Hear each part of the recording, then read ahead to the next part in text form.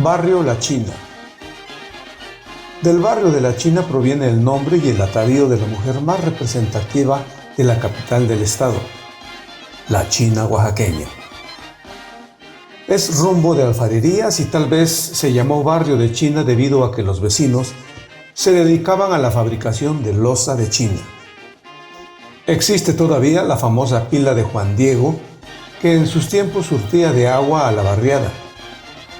A ella acudían con sus cántaros a eso del atardecer las muchachas con sus mejores galas, esto es, con sus enaguas de chillante color, adornadas con encajes y listones blancos, con sus arracadas de oro y con sus rebozos bien llevados, con ese donaire de la oaxaqueña, con ese garbo único que la caracteriza.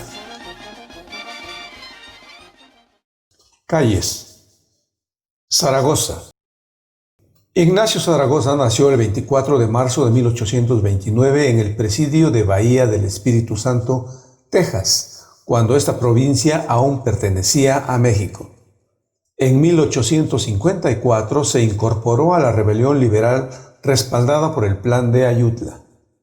Benito Juárez le designó ministro de Guerra y Marina en abril de 1861, cargo que ejerció a lo largo de 8 meses. Derrotó a las tropas invasoras francesas que sitiaban Puebla el 5 de mayo de 1862, cuando el ejército mexicano derrotó al ejército francés al mando de Charles Ferdinand Latreille, conde de Lorenzés. Ignacio Zaragoza contrajo fiebre tifoidea y falleció en la ciudad de Puebla el 8 de septiembre de 1862. Sus restos fueron trasladados a la capital y enterrados en el Museo Panteón de San Fernando. El 5 de mayo de 1976, Ignacio Zaragoza fue declarado benemérito de la patria en grado heroico. Sus restos fueron exhumados del Panteón de San Fernando en la Ciudad de México para ser trasladados a la ciudad de Puebla y ser colocados en la zona de los fuertes.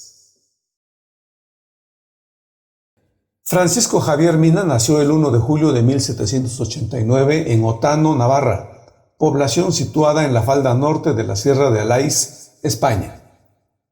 La muerte de Morelos dejó a los insurgentes al borde de la derrota. Hidalgo y los primeros caudillos desaparecieron y apenas unas cuantas partidas capitaneadas por Guadalupe Victoria, José María Lisiaga y Vicente Guerrero mantenían la lucha en Veracruz, el Bajío y el sur novohispano. En Soto la Marina mandó construir un fuerte en donde dejó 130 hombres al mando del mayor Sardá, mientras que él se adentró al país con unos 300 seguidores. El fuerte fue destruido por la Fuerza Naval Imperial y Fray Servando Teresa fue capturado. Mina tenía el objetivo de reunirse con los insurgentes para unir esfuerzos contra la monarquía y se enfrentó a los realistas obteniendo importantes victorias, entre ellas en Valle del Maíz, en la hacienda de Peotillos, en Real de Pinos y en Rincón de Centeno cerca de San Juan de los Llanos. Hecho prisionero del coronel Orrantía, el 11 de noviembre de 1817 fue fusilado en el Fuerte de los Remedios, Pénjamo, Guanajuato. Sus restos fueron enterrados solemnemente frente al altar mayor de la Catedral de México, junto con Hidalgo, Morelos y Allende. Actualmente, desde el 15 de septiembre de 1910, descansan en la Columna de la Independencia.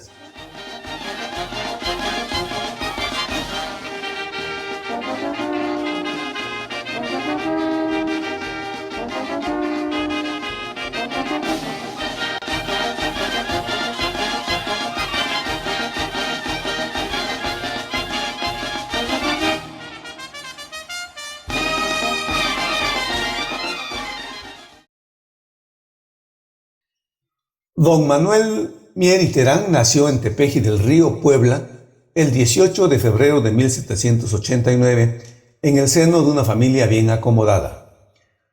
Realizó sus estudios en el Colegio de Minería, mismos que terminó en 1811. Tras graduarse, se unió a las filas del insurgente José María Morelos. Más tarde fue puesto a las órdenes de Mariano Matamoros, con el que fungió como jefe de artillería. Participó en la toma de Oaxaca y tras la aprehensión del generalísimo Morelos en 1815, disolvió el Congreso de Apatzingán en diciembre, con lo que quedó como director ejecutivo de la Junta.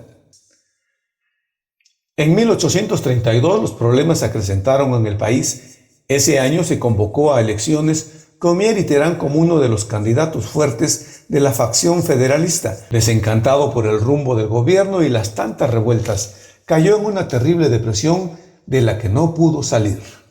El 2 de julio, sin esperanzas y cansado de las miserias que había tenido que soportar, pasó sus últimos momentos en Padilla, Tamaulipas, donde, en 1824, había sido fusilado Iturbide.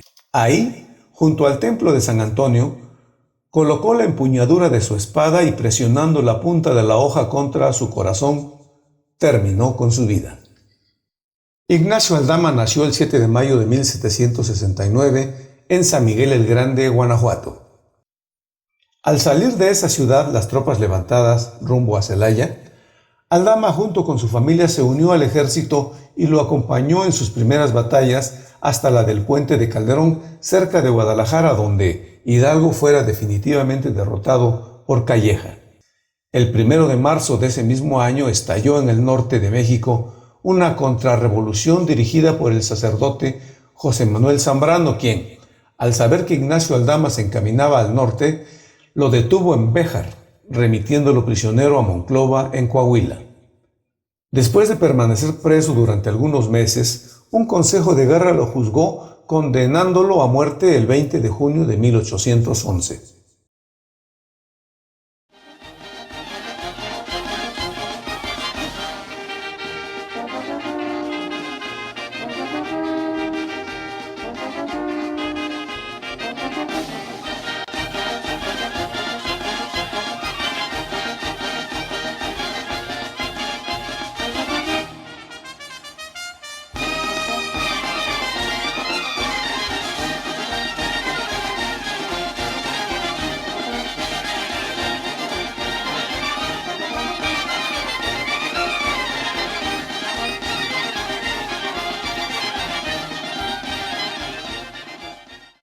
Las Casas. Bartolomé de las Casas fue un fraile dominico español, cronista, teólogo, obispo de Chiapas, filósofo, jurista y apologista de los indígenas. Le fue otorgado el título de protector de los indios por el cardenal Cisneros. El más famoso de sus escritos es Brevísima relación de la destrucción de las Indias y de la historia de las Indias. La crónica de las primeras décadas de la colonización de las Indias occidentales, y se centran sobre todo en las atrocidades cometidas por los colonizadores contra los pueblos indígenas. Al llegar como uno de los primeros colonos europeos en las Américas, fue testigo de las atrocidades cometidas contra los nativos americanos por los colonizadores españoles. En 1515 reformó sus puntos de vista, renunció a sus esclavos y los indios de encomienda y abogó ante el rey Carlos V, emperador del Sacro Imperio Romano, en nombre de los derechos de los indígenas. Bartolomé de las Casas pasó 50 años de su vida combatiendo activamente la esclavitud y el abuso colonial violento de los pueblos indígenas, especialmente al tratar de convencer a la corte española a adoptar una política más humana. Y aunque él no pudo salvar a los pueblos indígenas de las Indias occidentales, sus esfuerzos resultaron en una serie de mejoras en la situación jurídica de los indígenas y en un mayor enfoque sobre la ética del colonialismo. Las Casas es uno de los primeros defensores de los derechos humanos universales.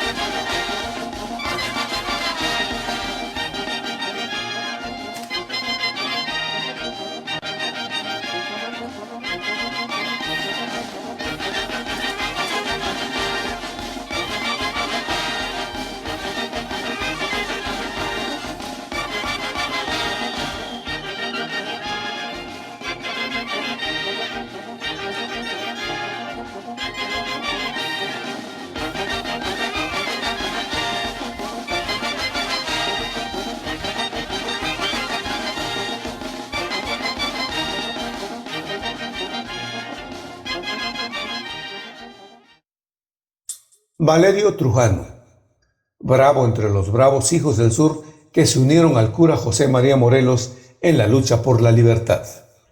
Labriego y arriero en su juventud, Trujano se vinculó a las conspiraciones de Valladolid y de Querétaro, y cuando supo que el padre Miguel Hidalgo había encendido la mecha en el pueblo de Dolores, liquidó sus bienes y armó a una veintena de campesinos con los que empezó la guerra de guerrillas contra el gobierno virreinal. Como jefe guerrillero, Trujano cosechó algunos sonados triunfos en los caminos de Oaxaca a Veracruz y en 1811 se puso a las órdenes de Morelos, de quien había sido amigo y compañero cuando ambos recorrían como arrieros los caminos del sur. El generalísimo Morelos le encomendó la ocupación de varias poblaciones de la Sierra Mixteca, misión que Trujano cumplió acompañado por don Miguel Bravo. Las fuerzas de Trujano se apoderaron de toda la región, por lo que el gobierno envió a una importante columna para recuperarla. Trujano decidió esperarla en Guajuapan, la principal ciudad de la Mixteca, donde los realistas lo sitiaron el 5 de abril de 1812. La defensa de Guajuapan por las fuerzas insurgentes de Valerio Trujano fue memorable por sostenerse en la plaza durante más de 100 días.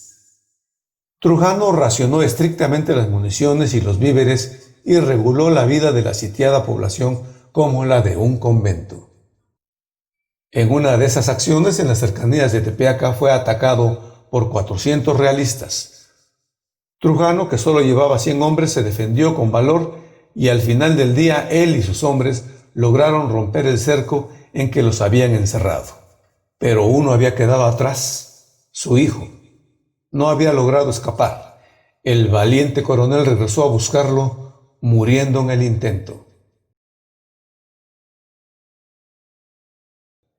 Miguel Hidalgo nació el 8 de mayo de 1753 en la hacienda de San Diego de Corralejo, Pénjamo, Guanajuato. Fue el segundo hijo de Cristóbal Hidalgo y Costilla y de Ana María de Gallaga, ambos descendientes de una familia gallega. Sus tres hermanos fueron José María, Manuel Mariano y José Joaquín. Cursó estudios en el Colegio de San Nicolás, donde llegó a ser rector en la ciudad de Valladolid, hoy Morelia. Además del español, habló francés, italiano y latín. También dominaba purépecha, otomí y náhuatl. En el año 1778 fue ordenado sacerdote y en 1803 se hace cargo de la parroquia de Dolores en Guanajuato. Se preocupó en mejorar las condiciones de sus feligreses, casi todos indígenas, enseñándoles a cultivar viñedos, la cría de abejas y a dirigir pequeñas industrias de loza y ladrillos. En 1809 se unió a una sociedad secreta formada en Valladolid, cuyo fin era reunir un congreso para gobernar la Nueva España en nombre del rey Fernando VII, preso de Napoleón, y en su caso obtener la independencia del país. Descubierta la insurrección, se trasladó a Querétaro, donde se reunió con Ignacio Allende. Lanzó el llamado Grito de Dolores que inició la revuelta. Acompañado de Allende, consiguió reunir un ejército formado por más de 40,000 mexicanos. Tomaron Guanajuato y Guadalajara, pero no consiguieron llegar a la Ciudad de México. El día 11 de enero de 1811 fue derrotado cerca de Guadalajara por un contingente de soldados realistas. Escapó hacia Aguascalientes y Zacatecas, pero fue capturado y condenado a muerte. Avenida Independencia. La madrugada del 16 de septiembre de 1810, el cura don Miguel Hidalgo y Costilla convocó al pueblo de Dolores Hidalgo a través del repique de las campanas de su iglesia a levantarse en armas. El objetivo principal de este movimiento era liberar a nuestro territorio del yugo español y que, en cada rincón de la colonia, se olvidase por completo el concepto de virreinato. Querétaro, como sabemos, es la cuna de la independencia y aquí se gestó la misma con importantes personajes como la corregidora, doña Josefa Ortiz Domínguez, su esposo el corregidor, Hidalgo, Allende, Aldama, los hermanos Epigmenio y Emeterio González, entre otros. La campana que Miguel Hidalgo hizo sonar la madrugada del 16 de septiembre de 1810 para motivar al pueblo a levantarse en armas, hoy puede admirarse arriba del balcón central de Palacio Nacional en el centro histórico de la Ciudad de México. El presidente de la República en turno tiene la obligación de hacerla repicar para revivir ante el público congregado en la plancha del Zócalo la noche del 15 de septiembre el grito que con frenesí diera el padre Hidalgo para iniciar la lucha por la independencia.